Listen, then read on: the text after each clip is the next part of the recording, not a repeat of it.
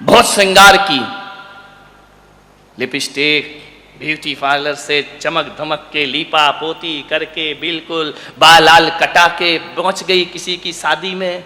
अब जैसे ही पहुंची, उम्र तो थी 60-70 की, लेकिन दिल है कि मानता नहीं है? सज धज के पहुंच गई, शादी में बैठ गई, बाजू में बूढ़ा पति बैठ गया। उसने कहा देखो मैं कितनी अच्छी लग रही हूं। अरे बोले बहुत अच्छी लग रही तू तो, बहुत अच्छी लग रही है। बोले देखो वो आदमी मुझे घूर घूर के देख रहा है। उस बुढ़े ने देखा, बोले हाँ देख तो रहा है घूर घूर के। बोले देखो मैंने कहा था ना थोड़े अच्छे से रहा करो, सच सवर के रहा करो, कैसा घूर घूर के देख रहा है। उसने कहा पागल ज्यादा बड़ी बड़ी बातें मत सोच। बोले क्यों? बोले कबाड़ी है, भंगार देख रहा है। टूटा फूटा कबाड़ा लेता है, 60 साल की बुढ़िया को देख रहा है तो कबाड़ी होगा, भंगार बेचने वाला होगा। ध्यान रखिए मान्यवर, चेहरे सुंदर से कुछ नहीं होता, चरित्र सुंदर बनाइए। मैं मानता हूं कि जीवन में पहला आकर्षण चेहरे का। जब आप किसी से मिलते हैं, शादी करते हैं, लड़का लड़की देखने जाता है, क्या देखता है? चेहरा देखा करता है ना। पहला आकर्षण चेहरे का होता है। लेकिन एक बात बताना युवाओं, चेहरे का आकर्षण, फर्स्ट इंप्रेशन किसका होता है? जब मैं यहां प्रवेश किया सबसे पहले तुमने क्या देखा? मेरी भाषा देखी, व्यवहार देखा या क्या देखा? चेहरे ही देखा ना। किसी के यहां बहू आती है सबसे पहले क्या देखा जाता है? चेहरा अब नहीं, पहले आती थी पर्दे में, अब तो वो काय को आदमी को ससुर जी को शर्म लगे तो चेहरा ढाक लो, वो तो खुलेआम आती है। ध्यान रखना, चेहरे का आकर्षण सबसे पहला होता है। सूत्र दे रहा हूं जीवन जीने का। दूसरा आकर्षण भाषा का होता है, कैसे बोलते हो आप। ध्यान रखिए, एक बात याद रखना, सुंदर चेहरा ज्यादा दिन अच्छा नहीं लगता है। 1 दिन, 2 दिन, 3 दिन सुंदर चेहरा कितने दिन अच्छा लगेगा? 6 महीने, साल भर, उसके बाद वही चेहरा देख देख के बोर हो जाता है आदमी, ऊब जाता है आदमी। एक चेहरा ज्यादा दिन सुंदर नहीं लगता है। दूसरा प्रभाव भाषा का। आप कैसी भाषा बोलते हैं? आपके वचन सभ्य हैं या असभ्य हैं? आप शिष्ट भाषा बोलते हैं या अशिष्ट भाषा बोलते हैं? चेहरे से आकर्षण होता है, भाषा से जुड़ाव हुआ करता है। ध्यान रखना, आप किस तरह के शब्दों का प्रयोग करते हैं, कैसे शब्द। फर्स्ट इंप्रेशन जो होता है वह चेहरे का होता है, सेकेंड इंप्रेशन जो होता है वह भाषा का होता है, और तीसरा जो इंप्रेशन होता है वह व्यवहार का इंप्रेशन होता है। और एक बात याद रखना, चेहरे का आकर्षण ज्यादा दिन नहीं टिकता है, भाषा का आकर्षण ज्यादा दिन नहीं टिकता है, लेकिन जीवन में सबसे बड़ा आकर्षण जो होता है, जो 7 जन्म की कसमें खिलाता है, वो व्यवहार का आकर्षण हुआ करता है। जो कहा जाता है कि जन्म जन्म का साथ है हमारा, 7 जन्मों की कसम। ध्यान रखना, चेहरे से नहीं खाई जाती, वो खाई जाती है आदमी के व्यवहार से।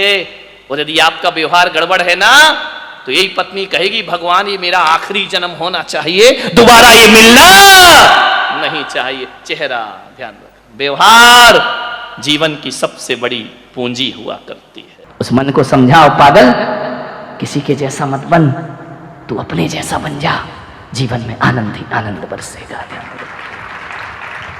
किसी के जैसा क्यों बनना? मैं नहीं सोचता मैं विद्यासागर जी बन जाऊं, क्यों बन जाऊं? मैं नहीं बन सकता। मैं नहीं सोचता आचार्य विद्यानंद बन जाऊं, मैं नहीं सोचता आचार्य देशभूषण हो जाऊं, मैं नहीं सोचता कि मैं आचार्य पुष्पदंत बन जाऊं।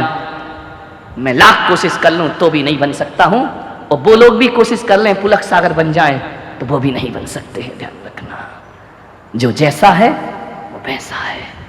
दूसरे जैसा बनने में जीवन को अशांत मत बनाओ, दूसरे के जैसा बनने में जीवन में पीड़ाएं अर्जित मत करो, जीवन को क्लांत मत बनाओ। हर व्यक्ति की अपनी अपनी उपयोगिता है।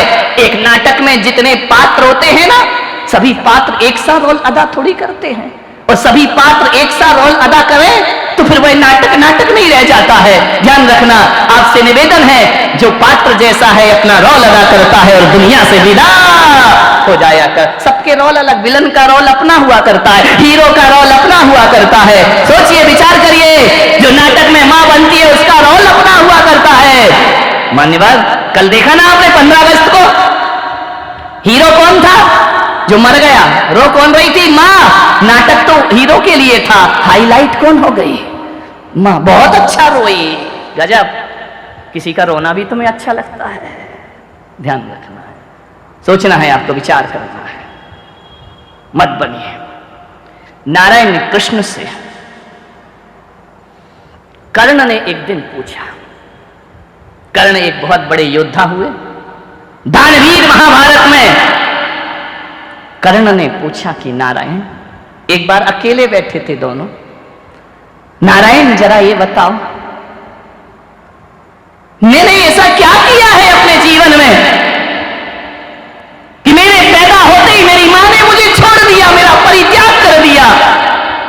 कुंती ने एक पेटी में बंद करके नवजात शिशु को गंगा में छोड़ दिया था। मैंने ऐसा क्या किया नारायण? मुझे अवैध बच्चे का हक मिला, मुझे कहा गया ये जायज औलाद नहीं है। मैंने अपने जीवन में ऐसा क्या किया था नारायण, जरा ये बताओ कि जब मैं बड़ा हुआ तो द्रोणाचार्य ने मुझे अपने आश्रम में नहीं रखा। उनने कहा ये शूद्र पुत्र है, इसको मैं शिक्षा नहीं देता हूं। मेरी क्या गलती है नारायण कृष्ण? मुझे ऐसा जीवन क्यों मिला? द्रौपदी ने स्वयंवर में मेरा अपमान किया कि ये राजघराने का नहीं है, ये कुलीन व्यक्ति नहीं है। उस भरी सभा में मुझे द्रौपदी ने अपमानित किया। महाराज नारायण, ऐसा जीवन क्यों मिला मुझे? इसमें मेरी क्या गलती है? गलती तो माता पिता ने की थी, भोग मैं रहा हूं। नारायण, मैं आज संतप्त हूं, आज दुखी हूं, मुझे बताओ ऐसा जीवन मुझे क्यों मिला? नारायण कृष्ण ने कहा, मुझसे पूछते हो? हाँ मधुसूदन, हाँ केशव, बताओ। मैं वीर हूं, मैं योद्धा हूं, मैं दानी हूं, सब कुछ हूं, लेकिन मेरे मन में यह बात चुभती है, मैं शूद्र पुत्र कहलाया, मेरा अपमान नीचा कुल कह करके किया गया, मेरी योग्यता पर किसी ने ध्यान नहीं दिया, मेरी प्रतिभा को किसी ने नहीं देखा। शूद्र पुत्र, बड़ी सभाओं में, विद्वानों की सभाओं में शूद्र पुत्र कह करके मुझे लज्जित किया जाता रहा। मैं इस दर्द को कैसे भूल सकता हूं नारायण? कृष्ण ने कहा कि हे कर्ण, मुझे देख, मेरा जन्म जेल में हुआ है, तेरा तो फिर भी महल में हुआ था।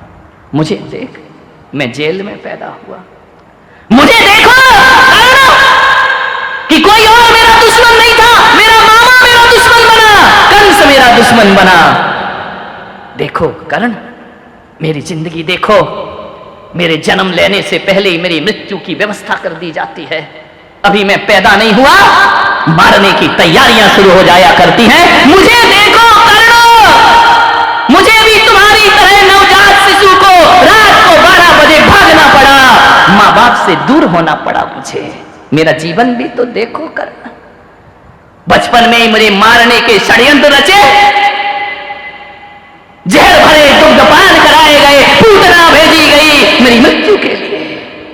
मुझे देखो, गाय चराई मैंने, कहते तो नारायण है अवतार हूं, जंगलों में गैया चराता था, गोबर उठाए मैंने। देखो कर्ण, मुझ पर प्राण घातक हमले हुए।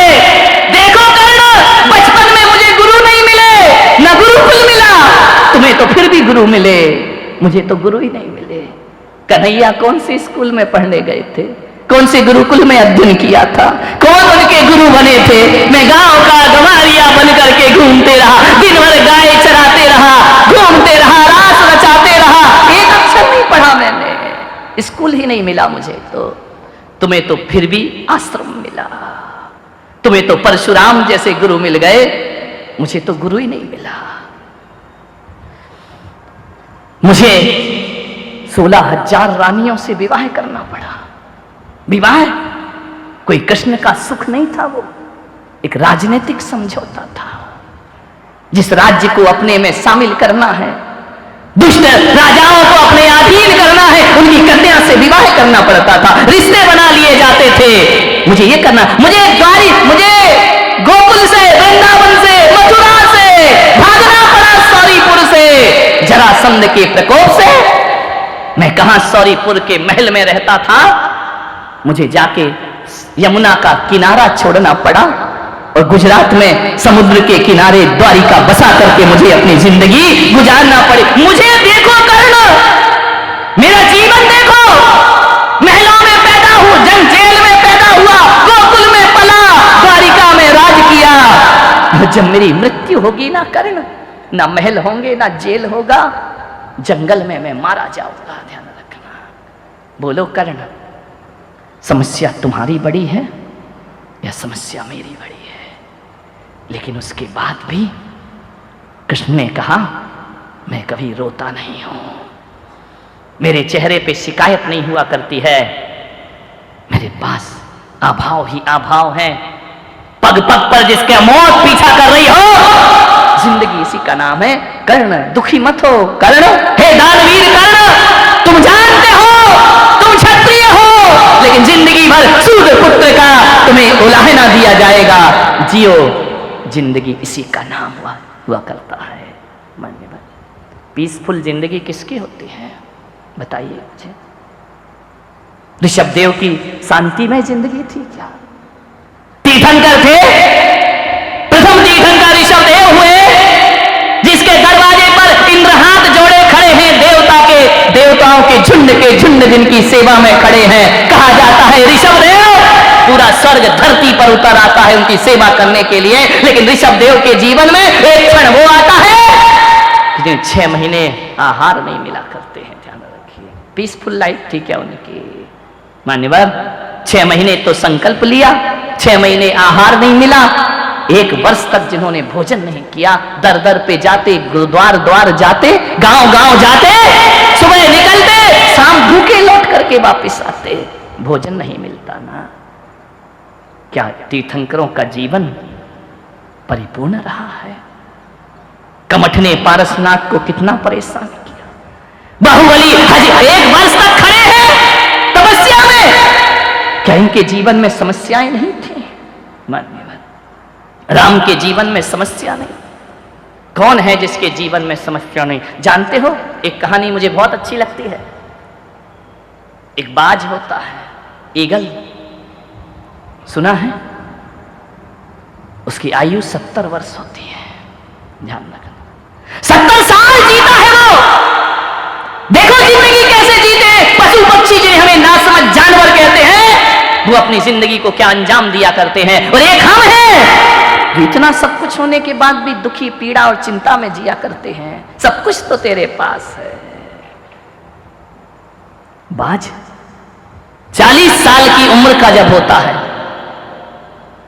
बहुत महत्वपूर्ण बात है, 40 साल की उम्र में आते आते, और आदमी की जिंदगी भी ऐसे ही है, जितनी भी समस्याएं ज्यादा से ज्यादा खड़ी होती हैं, 40 साल के बाद आदमी नकारात्मक हो जाता है, 40 के बाद आदमी हताश हो जाता है, 40 के बाद आदमी डिप्रेशन में जीने लगता है। बचपना तो अलग होता है। बाज का मालूम है क्या घटना घटती है उसके जीवन में? 3 घटनाएं घटती हैं उसके जीवन में। जब एक बाज 40 साल का हो जाता है, उसकी चोंच मुड़ जाती है, उसके पंजे ढीले हो जाते हैं, उसके पंख भारी हो जाते हैं। एक पक्षी के जीवन में 3 चीज ही महत्वपूर्ण होती है, पंजे, चोंच और पंख। चौथी चीज तो उसको चाहिए ही नहीं। तीनों ही चीज उसकी डैमेज हो जाती है, तीनों ही चीज उसकी बर्बाद हो जाती है। चोंच भी टूट गई, पंख ढीले हो गए, पंख भारी हो गए, पंजे लचीले हो गए, अब उनसे वो शिकार नहीं पकड़ सकता। चोंच मुड़ गई तो वह कुछ खा नहीं सकता, क्योंकि चोंच मुंह तक मुड़ जाती है। पंख भारी हो गए तो वो उड़ नहीं सकता। क्या करे वो बाज? 40 साल की उम्र में उसके हर बाज के साथ ऐसा होता है, मालूम है? अब बाज के साथ 2 ही रास्ते बचते हैं, या तो वो शरीर का त्याग कर दे, मर जाए, या मरे हुए पशुओं का भोजन करे, किसी का छोड़ा हुआ, कौओं का छोड़ा हुआ, चील का छोड़ा हुआ जूठा भोजन करे। बाज जूठा भोजन नहीं करता है, ध्यान रखना। गिद्ध तो कर लेती है, गिद्धों का छोड़ा हुआ भोजन बाज करेगा। या फिर अपनी जिंदगी में कुछ बदलाव लेकर आए, उसे क्या चुनना चाहिए? मौत, जूठा अपमानित भोजन, या जिंदगी में परिवर्तन? सोचना है। आपके सामने भी 3 समस्या खड़ी होंगी। क्या चुनोगे आप? कभी कभी हताश हो जाते हो, सोचते हम मर जाए, कभी सोचते हमारी जिंदगी ऐसे ही जाएगी क्या? नहीं, बाज नहीं सोचता है। बाज के सामने 3 रास्ते हैं। वह पीड़ा चुनता है, दर्द चुनता है, मृत्यु नहीं चुनता। और तुम दर्द ज्यादा हो जाए तो तुम क्या चुनते हो? मृत्यु। बाज नहीं, बाज पीड़ा चुनता है। एक सुख का रास्ता, एक दर्द का रास्ता है। बाज ने दर्द का रास्ता चुना। और एक बात याद रखना, जिन जिन ने दर्द का रास्ता चुना वो संसार में आदर्श बन जाया करते हैं, वो संसार में पूज्य हो जाया करते हैं। दुनिया उन्हें भगवान कह करके पुकारा करती है। दर्द का रास्ता, जिंदगी दर्द ही है मेरे भाई, मैं दर्द हूं, दर्द ही रहूंगा। उल्टा सीधा कैसा भी पढ़ लो, मैं दर्द हूं, दर्द ही रहूं। दर्द सब उल्टा पढ़ो तो दर्द, और सीधा पढ़ो उल्टा सीधा, मुझे कैसा भी पढ़ लो, मैं दर्द हूं, दर्द ही रहूंगा। मान्यवर सोचना। वह बाज दर्द चुनता है, वह बाज पीड़ा चुनता है, वह बाज मुसीबत चुनता है। और शहर से उड़ करके किसी दूर जंगल में किसी पेड़ पे जाके बैठ जाता है। मालूम है क्या करता है वो बाज? जाकर के किसी चट्टान से टकरा करके अपनी चोंच तोड़ता है। जो मुड़ गई थी उसे पत्थर में चोट कर करके 7 दिन में उसकी चोंच टूटती है, खून से लहूलुहान होता है। वह बाज, ध्यान रखना, लेकिन मृत्यु नहीं चुनता है। वो हताशा नहीं चुनता है, वो निराशा नहीं चुनता है, वह आस में जी रहा है, चोंच को तोड़ डालता है। एक बात याद रखना मान्यवर, जब वह चोंच तोड़ देता है, कई दिनों के बाद नई चोंच आती है। फिर वह चट्टानों से टकराकर अपने पंजे तोड़ता है। ध्यान रखिए, ऐसी मुसीबत तुम्हारे जीवन में आती है क्या कभी? पंजे तोड़ता है, पंजों को नोच देता है, तोड़ के रख देता है। धीरे धीरे नए पंजे आते हैं। पंजे आ गए नए, चोंच ना गई नई। मान्यवर, अब पंखों का नंबर आता है। वह नई चोंच से अपने पंख उखाड़ कर फेंकता है। जितने भारी पंख हो गए उखाड़ कर बाज फेंक देता है। फिर नए पंख आते हैं। मालूम है इस प्रक्रिया में कितने दिन लगते हैं? 150 दिन लगते हैं। ध्यान रखिए, 1-2 दिन में ये कलम और गुलाब की कलम नहीं है कि आज काटे कल नया फूल आ गया। ये सब्जी भाजी नहीं है, आज फूल तोड़ा कल नया खिल गया। 150 दिन कैसा संघर्ष करता है जीवन के लिए, कितनी पीड़ा चुनता है वह बाज अपने लिए। 150 दिन जब पूर्ण हो जाते हैं, जो बाज जिंदगी से हार रहा था आकाश की ऊंचाइयों में उड़ जाया करता है। इतनी ऊंचाई में उड़ता है, इतना आनंद बटोरता है, इतना सुखद जीवन होता है उसका। नई चोंच है, नए पंजे हैं, नए पंख हैं, नया जीवन है। छोड़ो कल की बातें, कल की बात पुरानी, नए युगों में लिखेंगे हम मिलकर नई कहानी। नया युग प्रारंभ हो गया। आनंद ही आनंद, ये पीड़ा, ये दर्द। एक बात याद रखना सूरत वालों, बिना दर्द के तो हमारा जन्म भी नहीं होता मेरे भाई। हर सुख का जन्म दर्द की कोख से हुआ करता है। जब तक जीवन में दर्द नहीं, जब दर्द नहीं था सीने में, तब खाक मजा था जीने में। दर्द तो होना ही, बिना दर्द के तो तुम्हारा जन्म नहीं हुआ है। किसका जन्म होता है बिना पीड़ा के? पीड़ाओं से ही मनुष्य का जन्म हुआ करता है, पीड़ाओं से मनुष्य की मौत हुआ करती है। मौत भी पीड़ा है, जन्म भी पीड़ा है, बीच का जीवन। बाज ने नई जिंदगी प्राप्त कर ली। ध्यान रखना।